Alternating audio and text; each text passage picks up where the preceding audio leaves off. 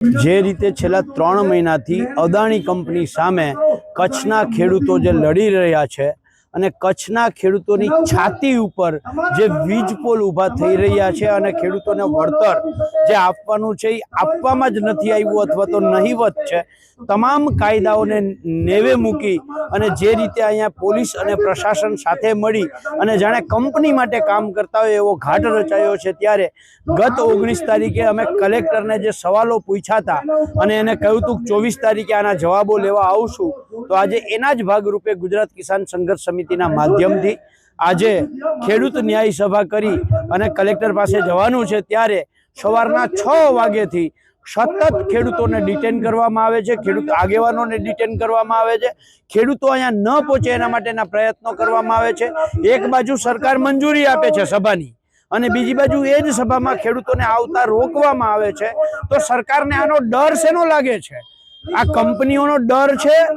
કે ખેડૂતો ભેગા ન થાય? શું કામ ખેડૂતો ભેગા ના થાય જ્યારે એની છાતી ઉપર થાંભલો ઊભો કરવામાં આવે? એક બાજુ વિન્ડ ફાર્મ કંપની જ્યાં વિન્ડ પોલ ખેડૂતના ખેતરમાં ઊભો કરે ત્યાં માસિક ભાડું આપે છે, વાર્ષિક ભાડું આપે છે,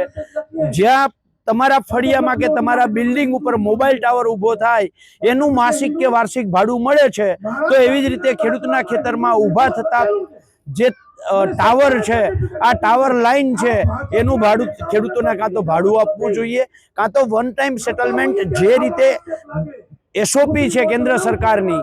એ મુજબ ઓછામાં ઓછું નુકસાન અને વધારેમાં વધારે વળતરવાળી જે વાત છે 2013ના કાયદામાં જે માર્કેટ ભાવના 4 ગણા વળતર આપવાની વાત છે, આ કાયદાઓનો અમલ કરી અને ખેડૂતોને વળતર આપવું જોઈએ। 19 તારીખે જે વાત કરવામાં આવી હતી, કલેક્ટર દ્વારા કોઈ તપાસ યોગ્ય રીતે અને ન્યાયિક તપાસ કરવામાં આવી હોય એવું લાગતું નથી, કારણ કે વાંધિયાના ખેડૂતો ઉપર હજી પણ અત્યાચાર ગુજારવામાં આવી રહ્યો છે।